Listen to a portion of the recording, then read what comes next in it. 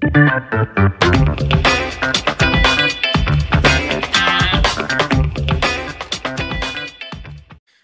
and welcome to another episode of the Real Estate Investing Club. I'm your host, Gabe Peterson, and this is the place investors go to gain actionable advice, learn about current market trends, and hear war stories from other professional investors out there in the field today. Before we get started, I have two quick housekeeping items for you. First, if you like this episode, we would very much appreciate a like, subscribe, and share. It is the best way to support the show and keep it running far into the future. Second, if you're a new investor looking to get started in real estate or an experienced investor looking to take your investing to the next level, I've created an ebook just for you that will cover how to find deals that are actually deals, how to finance those deals with little to no money down, and how to exit those deals for maximum value. On top of that, I throw in an insane amount of free bonuses that you'll have access to once you buy the ebook. All I charge is our admin costs to keep this show running. So if you're serious about real estate investing and want to create both active and passive income as an investor, head on over to the website at therealestateinvestingclub.com and click on the button that says get the ebook in the upper right-hand corner to grab yourself a copy. With that said, let's dive right in. Today we have a very special guest with us, ready to drop some investor knowledge on you. So buckle up, grab your pen and paper, and enjoy the ride. All right. Welcome back to another episode of the Real Estate Investing Club. Today we have David Richter with us. David is from Simple CFO Solutions. He has a lot of experience, so I'm super excited to jump into this. So that brings us to the show. David, thank you very much for hopping on. Thanks, Gabe. I'm happy to be here. Absolutely. I told you before we hopped on here, we like to start with stories. We like to hear how people got to where they are today, and I'm sure you have a good one. You got quite a history, so why don't you take us to the beginning? How'd you get started in real estate? Rich dad, poor dad, like a lot of other investors. Of so course. I was handed that book in college, and that changed the mindset on everything. And so I was like, yeah, okay, I want to invest in real estate. So I bought my first house. I was about 20 years old, and then from there hooked up with a real estate investing company that was doing about 5 wholesale deals a month. And we grew that company over the next 5 years to about 30 deals a month. So we were doing like 300 deals at our highest point. I got to sit in a lot of different seats too. So acquisitions, dispositions, transaction coordination, project and property management, the finances. Like I got to experience a lot of different things in the real estate world. So that was an awesome experience. And I also was buying my own rentals and stuff, kind of building a little portfolio. So that's where I started and kind of how I got my teeth cut in the real estate investing industry, and it was a really good experience. But that was also kind of what springboarded me to what I'm doing today too, because we were doing 30 deals a month, but we were like spending 31 deals a month. It was like, then that was one of the last seats I sat in while I was at that company, was the finance seat. And I finally figured out like how to read all that stuff that was coming in, going out. And I'm like, what the heck is going on here? Like, why are we doing this? So that was just another eye-opening, epiphany for me as well too, of like, hey, it doesn't matter how many deals you're doing if you're not keeping anything or if you're spending way more than what's coming in. So it's kind of how I feel like that can definitely be a problem in wholesaling specifically because of marketing. You just have so much marketing dollars going out the door. Well, and by that time, we weren't just wholesaling anymore. We were the typical company where it was like, where the owner said, oh, they're doing, turnkey, let's do turnkey too. And let's do fix and flip and let's do release options. So I saw a bunch, it was a great experience for me because I saw a bunch of different types of deals, like subject to, like we were doing everything and anything in between on the single family side. So we were kind of spread out. That also made us hire more resources. So we went from like 5 people on the team to like 25 to 30 on the team. So it was like, what is going on? So it expanded in way too many directions rather than going deep on some of the things that would have just made us more profitable. And that is, I feel like, especially in real estate, because there are so many different ways to do it. It is so easy to get sucked into the shiny object syndrome and just start doing 1,000 things. And that's where, I mean, you guys saw it in firsthand. I've seen it in my own businesses. That's where you start to lose money, is when you start to lose focus, because then things they're not dialed in, and you just, you're dispersing the money everywhere. I've got a really good mentor, and he says that distractions usually make you money. That's what's dangerous about them. is Yep. that they'll make you money, but they're going to make you lose focus on what will make you the most and help you keep the most. So that was very true back then for sure. And it's not only that, you're not making as much money. It's when you follow those distractions, you're spending, each distraction you follow takes more time. But when you Yep. follow on, when you go down one path, you actually get better at doing that, and it takes you less time to do that one thing. Yep. So that's, I mean, it's not awesome to hear, but it is. I love hearing, direct stories from people who've gone through it. I've gone through it myself. Um, so you guys were doing 30 deals per month, which is a ton. Since then, how have you guys kind of gone from shiny object syndrome to where you are today? Well, I was there for 5 years, and then they kind of blew apart.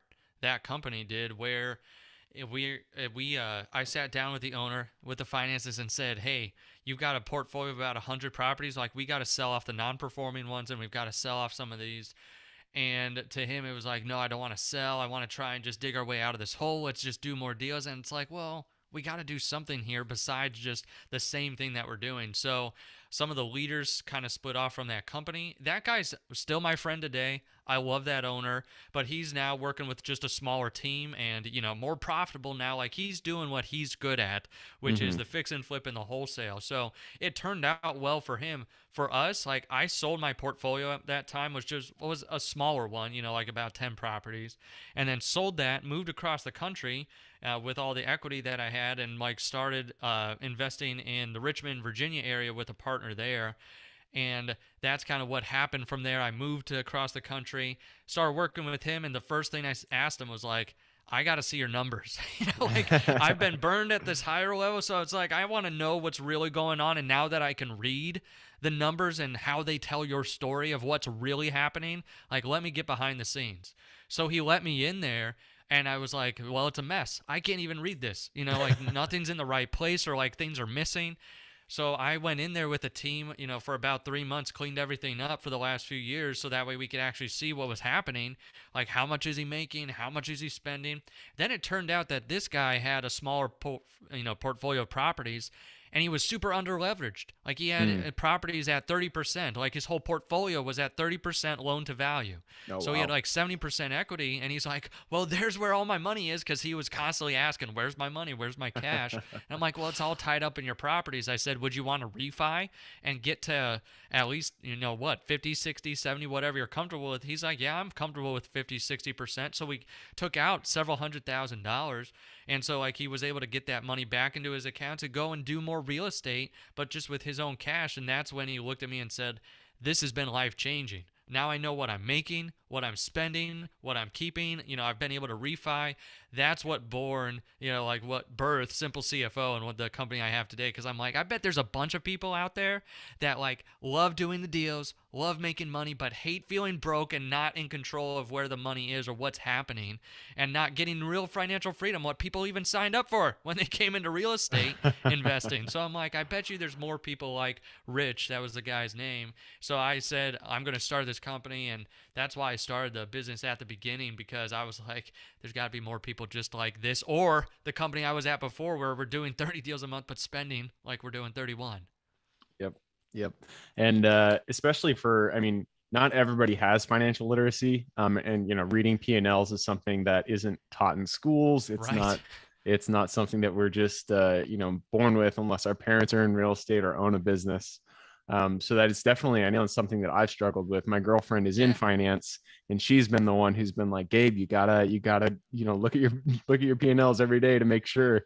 In my head, when I've been building my business, I just, I know more money is coming in than going out, so everything should be fine. But when it's not until you see the granularity of how everything's being spent that you can really start improving the operations. And focusing on what really matters. What really matters in your business, if you're running a for-profit business, is the profit. So, like, with all the clients we work on, we're looking at that at least every month. Not just what have you made, but like what percent of profit is that, and are we trending up? Because like that's what matters to you as the owner, is what you're actually making at the end of the day and what you're putting into your pocket. So, and we've seen that. We've seen people go from like 20% to like 50%. We've seen people go from like negative to finally positive. So like we've seen the different spectrums, but it's really what you focus on expands. It's that thing. And a lot of people are running accidental nonprofits. They just don't even know it though, because they don't know that there's what they're making or spending. So you just have to focus on the right things in the business. I was just at an event this last week, and one of the guys got up who was more of an engineer mind, and he was saying, this is what we're making, this is what we're spending, this is like all the leads that are coming in, and everyone's like, whoa, like he's got it dialed in. But on the flip side, he was giving away like 50% of his profit to JV partners and to dispositions people.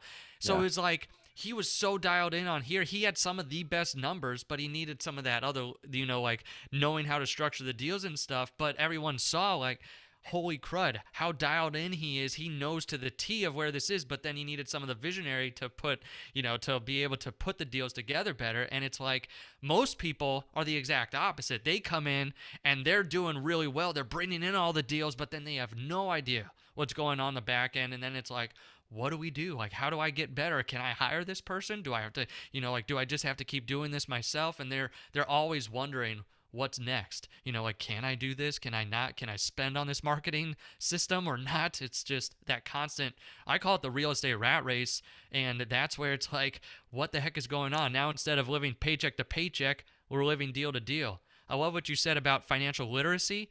Like, if you want financial literacy in the personal finance world, you have to read the books. So you got to have the Dave Ramseys or the, like those types of things, or a girlfriend who's in finance, or something like that, to be even on the personal side. So if you don't get it on the personal side and then you start a business, it's like the double whammy. Now you're bringing bad personal habits into your business, and then it's a different world, the business finances versus personal. So it's like, oh man, we're starting that much more behind. So that's why when I first started the business too, one of my mentors reached out to me then and said, have you read Profit First, the book by Mike McCow? It's a great cash flow system. I said no. So I read it that evening, took 10 pages of notes, said I absolutely love this because the book is so clear to entrepreneurs. It's not a bunch of accounting mumbo jumbo jargon out there. It's just, here's what to do with the cash that comes into your business. Then I went to Mike, the original author, a year after implementing it with real estate investors, and asked, can I write the one for real estate investing? Because I have 7 or 8 years of real estate investing experience, have done a ton of deals, and know exactly what these people are going through. So then I was able to secure the rights to that book, and now we've got Profit First for real estate investing out there. And it's awesome going to these events and people are like, you wrote about me. Like like the real estate rat race, like they're like, you just put into words what I'm feeling all the time on the money side. So it's just, I promise if you pick it up, it's not boring. It's not going to put you to sleep. It's going to talk to you as the entrepreneur. But yeah, it's kind of full circle of where we are today. Perfect, man. And we will ask about that book at the end here. Before we get into that, cool. though, so you run Simple CFO Solutions. You help, real estate guys out there with their finances. So what is the biggest issue that you see on the, in guys that or girls that run real estate businesses? What is the biggest issue that you see in their finances? Oh man, I'll have to say the biggest one. One of the biggest ones is definitely having just one big bank account where everything goes in and out.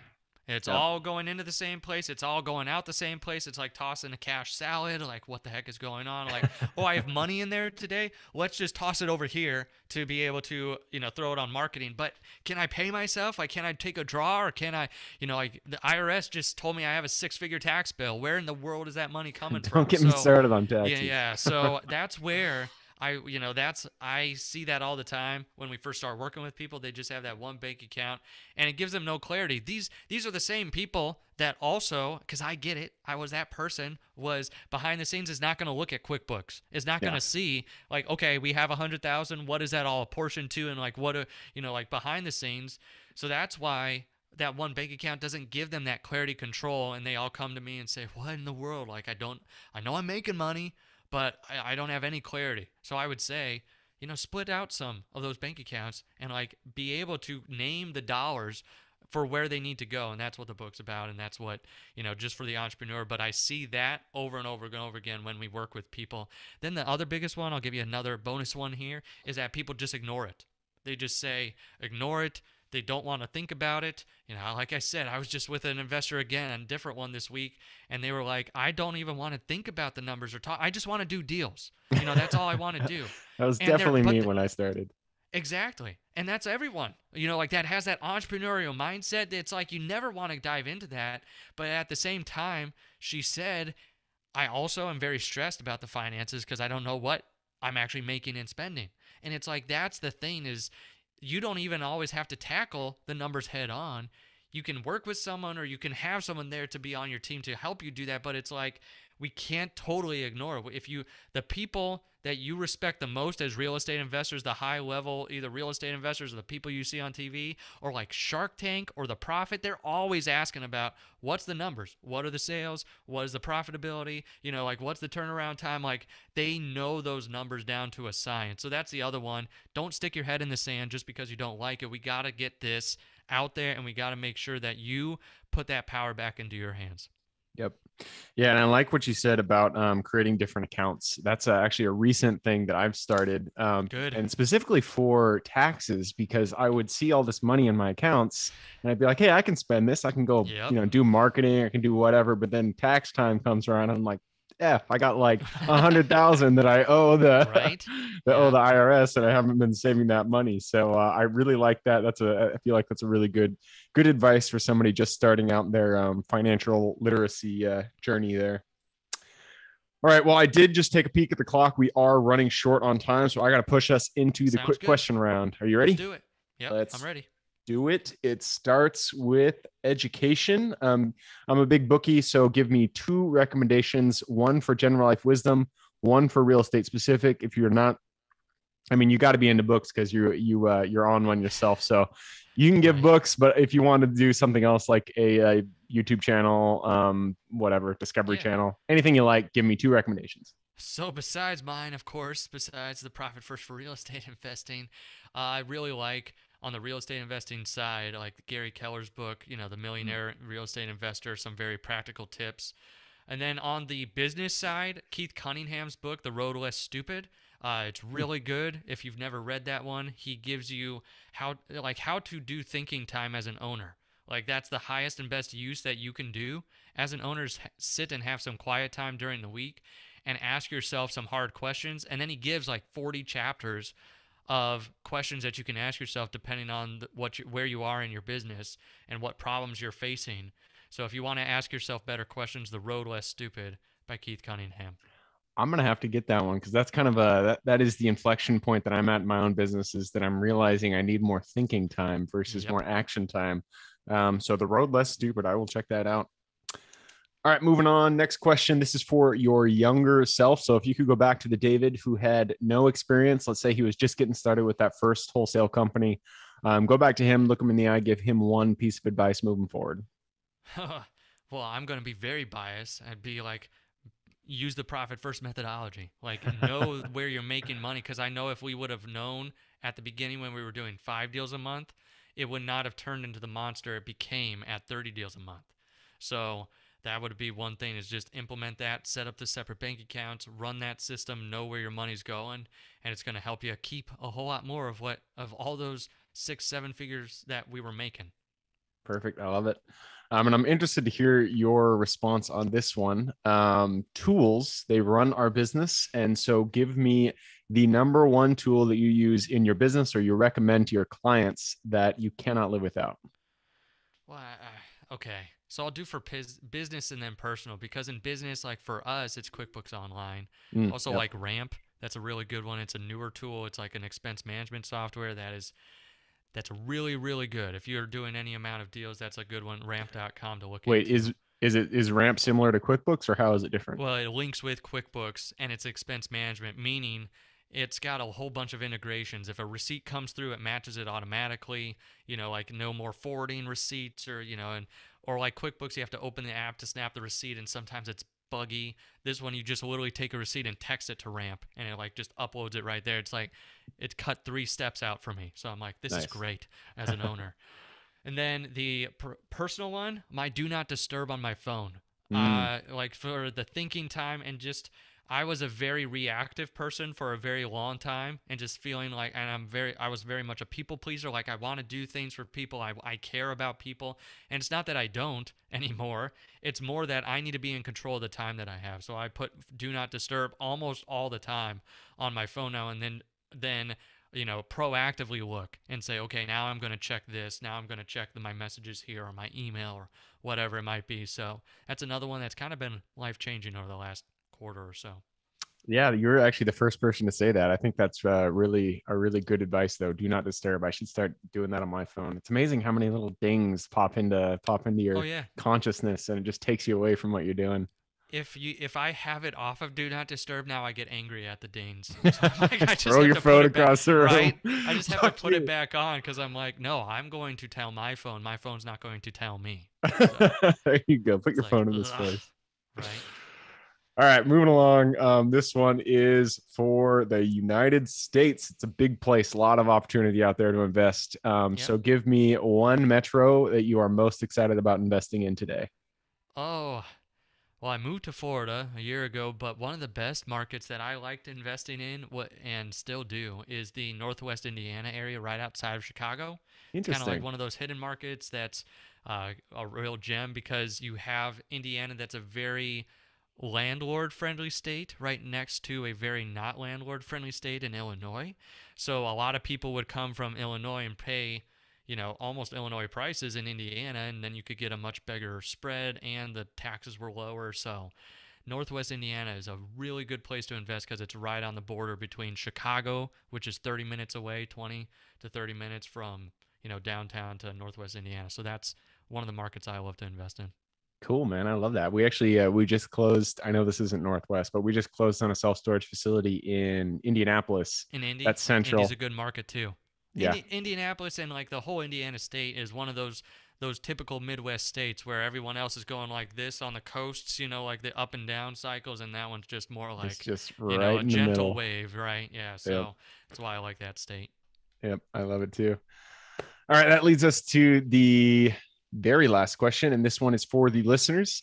You've given us good advice. So first, give us how can people get in contact with you, and then tell Sure. us a little bit about what you offer at Simple CFO Solutions and your book. Sure. So, simplecfo.com, that's the one-stop shop. If you go there, that you can book a call with us. We have our podcast there as well too, the Profit First REI. So if you're looking for more information on that or people that have implemented this system and how that's worked out for them, you can go to that podcast there. Then also the book is available. It's Profit First for Real Estate Investing. So if you've read Profit First or if you're interested in what I was talking about with the bank accounts and the whole cash flow methodology and like the true financial freedom of keeping more of the money, that's that book, Profit First for Real Estate Investing. And you can get it there as well or on Amazon. But simplecfo.com. And then the actual services it's a fractional CFO service. So part-time CFO. So you're not, a lot of people can't afford the $250,000 CFO until they've got a massive business. But most people can afford a very part-time CFO coming on to lead the financial department, to be able to manage that bookkeeper or manage the CPA relationship because the owner just wants to do deals. So that's where we come into play. We also have bookkeeping and CPA services, but our core service is making sure that the right people are on the team on the financial department and that they're managed, and then talking with the owner on the business finances and how can we do better and how can we put more money in your pocket. So that's what we do at Simple CFO. So simplecfo.com is where you can find us. All right. I love it. And I'll put that URL in the show notes. So if y'all want to reach out to David and get in contact, go to the little more in the description. It'll pop down the full description. In there, you can find his URL. So, David, that wraps it up. Thanks Awesome. very much for hopping on the show. Well, thanks for having me, Gabe. It was an honor. Absolutely. And for everybody who's here with us today, thank you guys for showing up.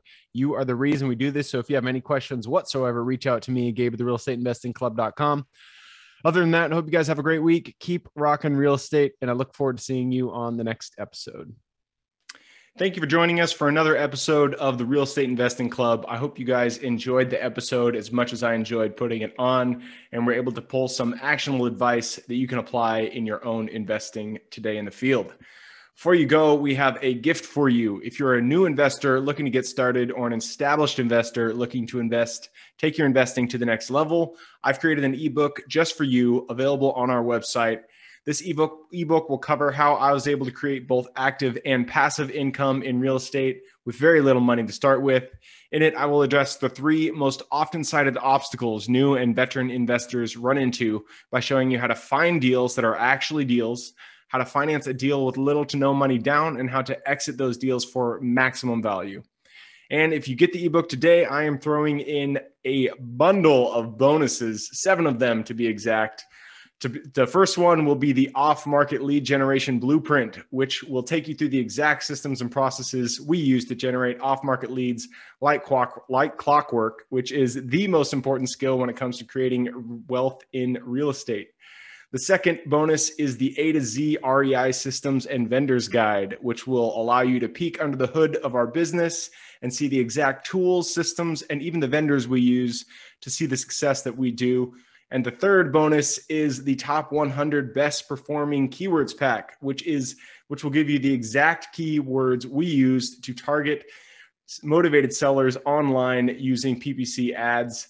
The fourth bonus is our contracts bundle for wholesaling and renting real estate, which will give you access to all the contracts we use in the field to execute all different types of transactions.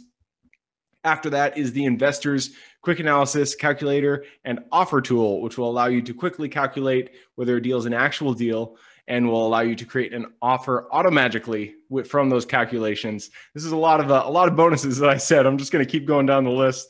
Number 6 is the investor's daily success tracker, which is a tracker you can use to ensure you are taking the right actions day in and day out to reach your financial goals in real estate. And the last bonus is the wholesaler's template for quick assignment cash, which will give you the templates we use to present our wholesale deals professionally and efficiently to our buyers. Whew, that is a bundle. So it's a mouthful. You get all of those bonuses for free when you download the ebook. All we charge is the admin cost to run the show. So if you're interested in the ebook and the bonus bundle, head on over to the website at therealestateinvestingclub.com. Click on Get the Ebook Bundle at the top of the page to take advantage of that deal. And with that said, I hope you have a fantastic day and even better week. Keep rocking real estate, and I look forward to seeing you on the next episode.